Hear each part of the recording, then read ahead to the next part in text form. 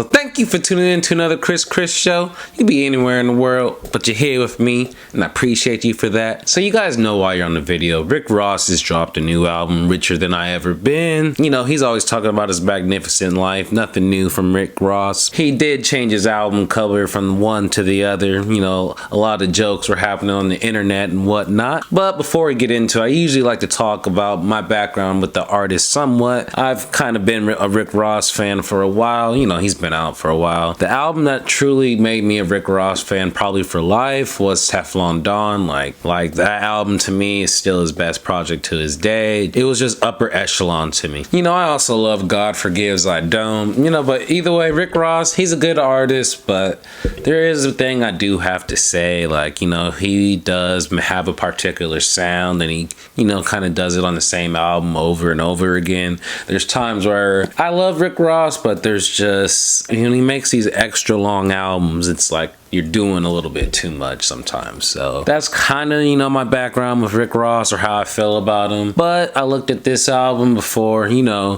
when I'm doing these instant reactions, I'm only listening to every song once. I'm not re-listening. I don't want to do any of that. So, you know, it's hard. You gotta, sometimes you're listening to the flow or the beat or the sound. You know, it's hard to judge everything off of first listen. But looking at the list and seeing that it was only 12 songs, I was like, all right, that's a good start. Because I don't know if you've seen my other videos, but I feel like these albums that go longer than 12 songs these days just be dragging or have a few throwaway songs. Of course, you always have your exceptions, but in general, 12 should be your max. 15 if you maybe are really feeling it, but when you start going above all that, it's just a bit much. So the 12 songs is good. But before I dig deeper, there's a vast majority of you that are watching my videos that are not subscribed. So at this time, maybe after this video review, you'll enjoy the content enough that you're going to become one of these subscribers. Then you can like and comment on my videos. Guys, if you want to comment on my video, what is your favorite Rick Ross album, or what year did you become a fan? Or if this is your first time listening to Rick Ross,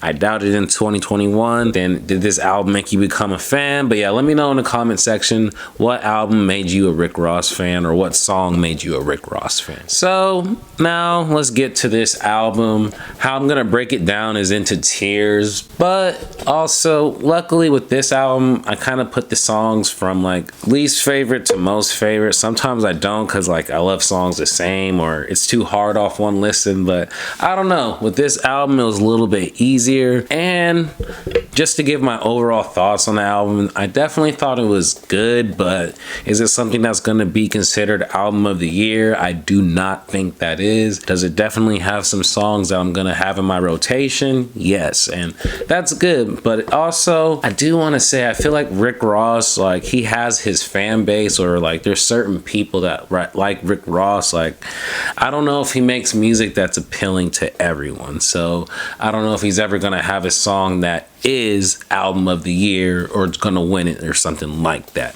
if that makes sense. If it doesn't, hey man, you know, we all have our opinions. So I'm gonna break the songs into tiers, and for this album I'm gonna break it down into 4 tiers. Each tier is gonna have 3 songs. Now tier 4, these are more so of the bad to forgettable songs, and for tier 3 you have 2. It might be appealing to some people, like I can see the appeal, but it's not really that appealing to me, or it's mostly forgettable. Then you have tier 2, like I like these songs, but I also can see why some people wouldn't, and there's something a little bit off, like maybe it's a beat, maybe it might be a little bit annoying, but it's a good song, and I can, you know, that's tier 2. And then tier 1, to me, like that means these songs are like the best songs on the album. They're just fire, they just stand above the rest, like there's something that's just extra appealing to it. So that's how I'm gonna break it down, and I'm gonna go from tier 4 to tier 1. Okay, so obviously we're gonna start at tier 4. So at tier 4 we have track number 4, Marathon. We have track 10, Imperial High. And we have track 1, Little Havana, featuring Willie, Falcon, and The Dream. Okay, so the Marathon, I don't know what that song was. It just was like, to me, it was Definitely the worst song on the album. Like, I just was not vibing to it. You know, I do not skip any song. I do play everything to the end, to the last second, because, you know, it's not truly a first listen if you didn't listen to everything. But that song, I was ready for it to be over. It wasn't it to me. Imperial High, I don't know. Like, the song was just a throwaway to me. I'm not saying it was bad, like Marathon. Like, that to me was really like the only bad song. That's why it's like the lowest of the low, the first one named. But this one to me was just really forgettable. That's all really needs to be said. Forgettable song. Imperial High, forgettable. All right, so then we have Little Havana, and for me with Little Havana, I tend to judge the intro to albums, you know, pretty high, unless it's like, you know, like a quick intro that's like 30 seconds or it's not really a song. Obviously that's different, but if you're dropping a song like that's introducing the album, and to me it was just lackluster, and it was just like I was questioning if I was gonna get some good songs off the album just off the vibe of the first song. So I feel like Little Havana didn't deliver in what it set out to be. Okay, so then we go to tier 3, and that was, like I said, I can see the appeal of these songs to some people. Like, it might be your favorite songs off the album, it's just not appealing to me, or it's like mostly forgettable. It's not a song I'm gonna go out of my way to go back to. So those songs are track 8, Made It Out Alive featuring Blast. We have track 11, Richer Than I've Ever Been, and then we have track 8, Rapper Estate featuring Benny the Butcher. So Made It Out Alive, like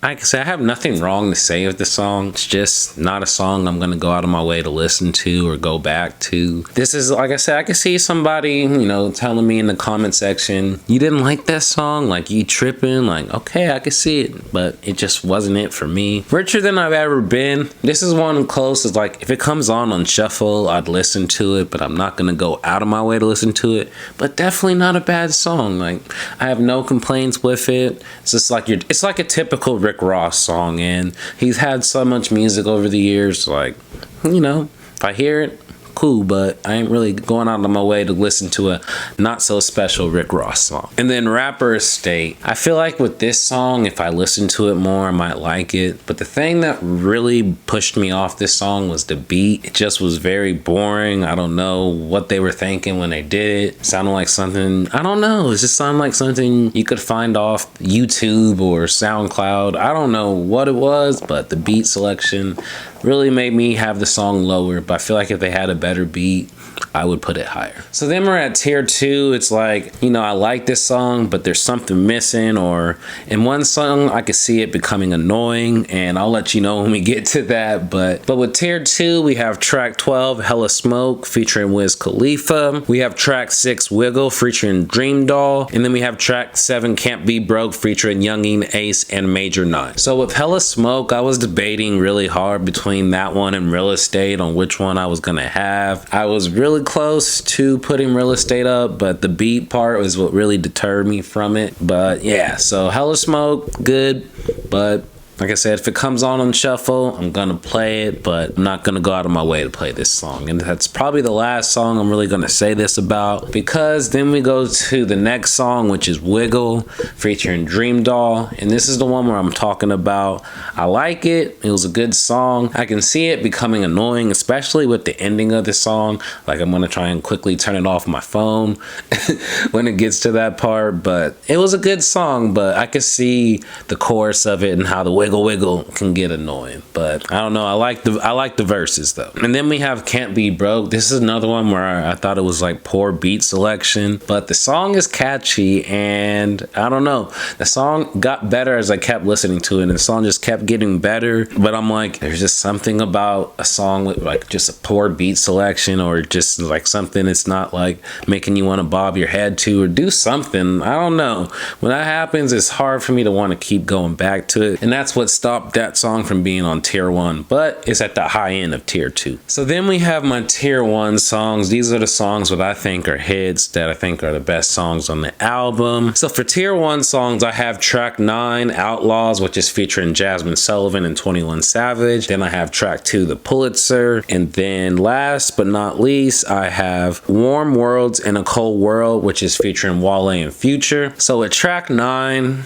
I want to say I love Jazmine Sullivan when she's singing on someone's song. I don't go out of my way to listen to her actual music. There's something that's just missing for me. She did her thing on this song. 21 Savage, though, stole the show as he normally does as a feature. Rick Ross did his best, but I don't know. 21 Savage, I know he's on a feature. I know 9 times out of 10 he's gonna have the best verse on the song. Overall though, good song. I liked it.